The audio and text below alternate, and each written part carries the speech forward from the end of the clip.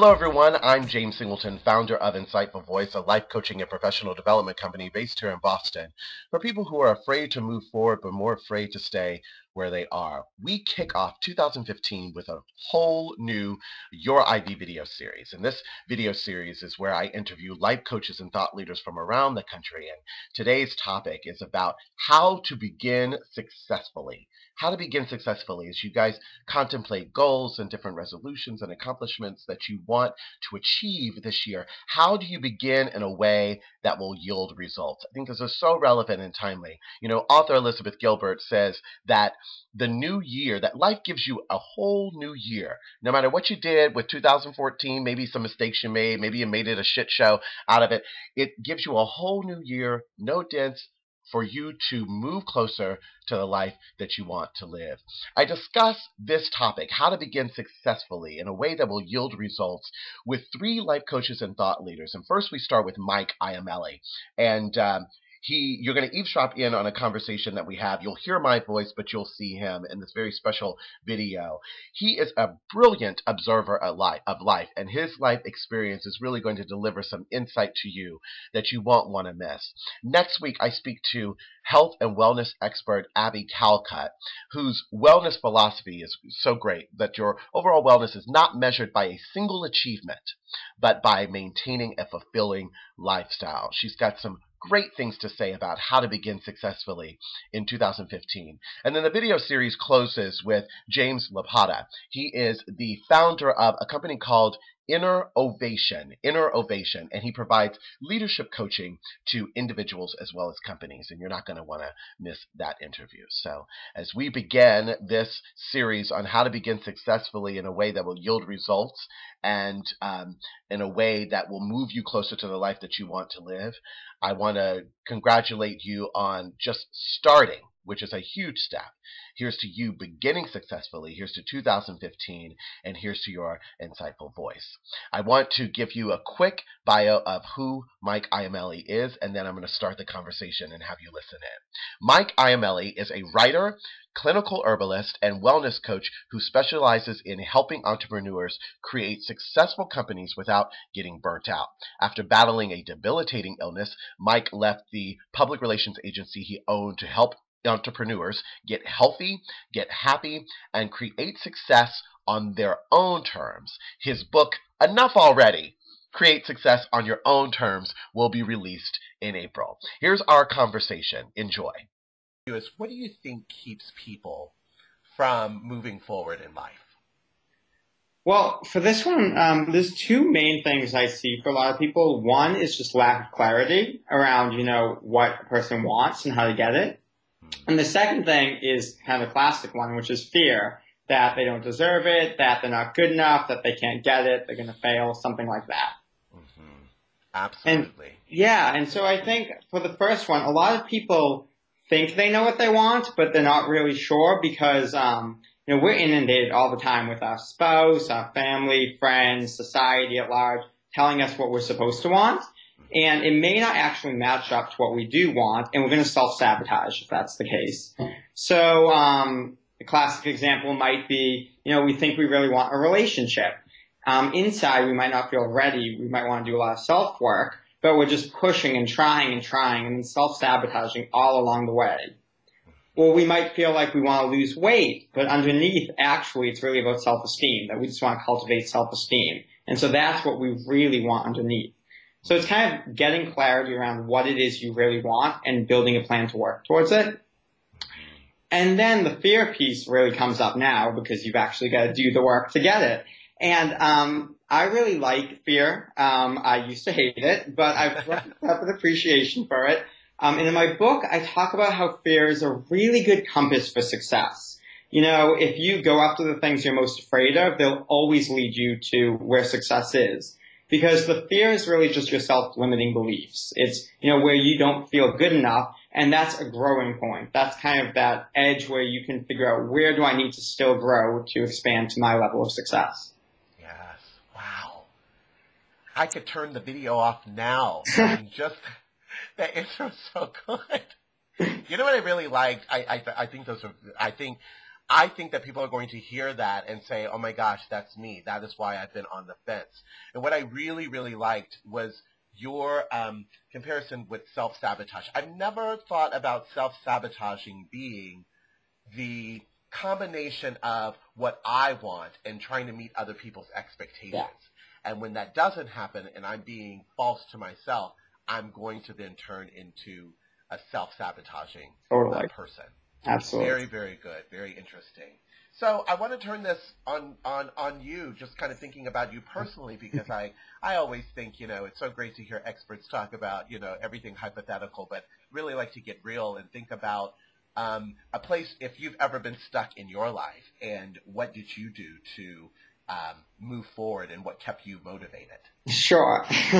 So, as good of a game as I can talk on here, of course I get stuck all the time. I am human. And as much as, I can give you all these great tips, when it happens to me, I'm going to freak out and completely ignore everything I say, and it's going to be really bad.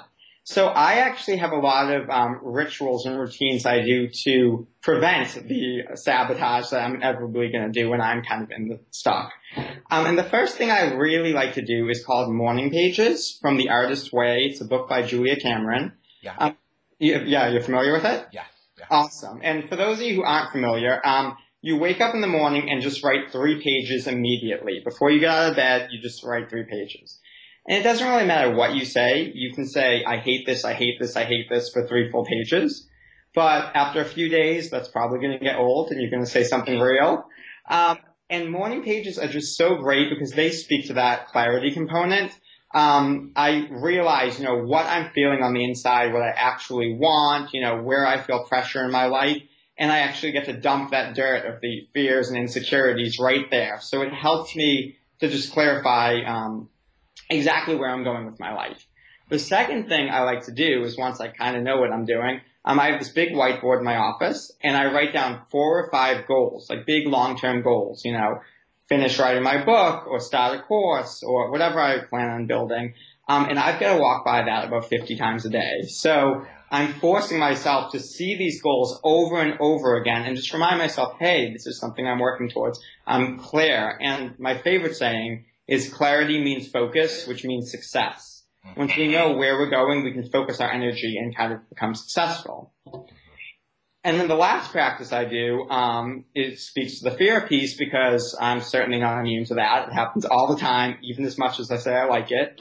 So accountability and mastermind groups are really great here, and even coaches. I've worked with many coaches in the past. I have 2 accountability groups and 1 mastermind, and it's just a place where when I'm afraid, when I don't think I can do this, I can have people who hold that vision of, when I was clear what I wanted, and they remind me, hey, Mike, you've got this. You've got to keep moving forward. So those kind of 3 practices are really what helps me stay there. So even before I get stressed, I've already got it going. Right. You are already equipped. You're already ready. You've got your armor on. Absolutely. That's great. So building on what you personally do, you've given us 3 good concrete examples that, I would dare someone to just use one of them and to help them move forward and get unstuck. What other things can people think about doing that could give their life more direction? As, just thinking about, the woman and the guy who says, I need to lose 25 pounds this year, or the person who says, I actually need to take back ownership of my job and roles and responsibilities and my career. What are some other things that you would suggest that they would consider? Sure. Well, books. I love reading books. Top of mind, Danielle Laporte's book, Desire Map, comes to mind. Yeah. Anything by Tony Robbins, probably. And beyond that, what I really like to tell people is to just start to think about what the life that they want looks like. And not just, the small goals. So I want to lose weight, because that's a part of it. But, how do I want to feed myself? What do I want my relationships to look like? Who do I want to be friends with when I'm successful? How much time do I have for fun? How much do I charge? How do I value my time? All of these questions. And then really, we're all waiting for somebody to say, well, you can go buy expensive sushi for lunch because you're successful. The truth is, I can do that at any point. I'm the one who can give myself permission. So I think when we start to think about what does this person look like?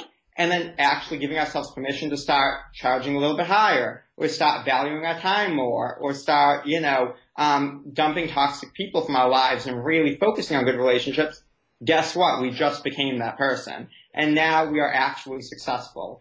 So you can kind of think about not just the one goal, but everything surrounding and supporting that goal and nourishing that goal. And when you do that, it makes the goal infinitely easier to get to. Absolutely. And during that time, thinking about what is going to nourish you, yes, will help you be able to. I think it's fantastic. Oh, why does the interview have to come to a close? I know. So but it does, because I know that, I want to make sure that it's digestible for people. We sit here, we could talk for another 2 hours, but I know that I want to make it short and sweet and digestible. So we're going to end the interview, but before I do, one more shout out for your book, because I like saying the title, Enough Already, Create a Success on Your Own Terms, will be released in April by Mike Iamele. Awesome. Before we close, I do want to give you 3 words that have come to my mind. I'd like to hear what comes to your mind when you hear these 3 words in relation to how to begin successfully. The first word is beginning. I think about excitement, energy, momentum, starting. Beginnings are really easy for us, I think. We're all great at coming up with New Year's resolutions. It's the accountability part that we suck at. Mm-hmm. So, while you've got the momentum in place, I think it's time to put the system in place, too, that's going to keep you accountable to those goals. Great. Fear. So, well, like I said, fear, I've been learning how to use it as a compass, but fear is also representative of those growing edges and growing pains and really areas of your life that can be expanded upon, because all fears are just self-limiting beliefs that we have that we're not safe if we move forward here. And as we continue to expand, we can continue to kind of blow those out of the water and get new ones. So I love it. That's so good. You're motivating me to want to say something, but this is not about me. So I will just say one analogy I love about fear is when I always think of fear, I always think about that moment. Do you ride roller coasters? Of course, yes.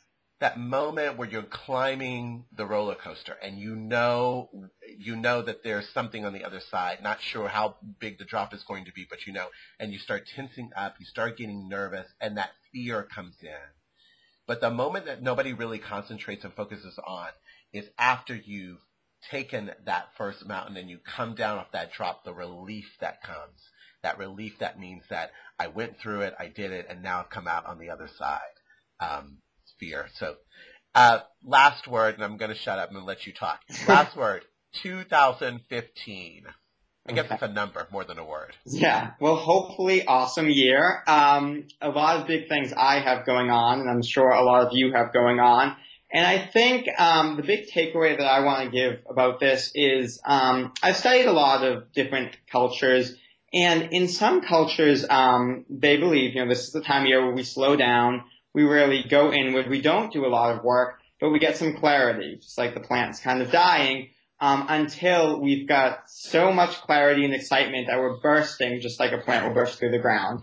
And so I think it's really the time now to slow down and get that clarity, start to figure out where you're afraid and where you want to start growing, and then when the time's right and the new year comes, just explode and get really successful. Wow. 2015 is going to be a good year, I have a feeling. Got a feeling. You know what else is happening in 2015? Enough already. Create Success on Your Own Terms is coming out in 2015. I've heard.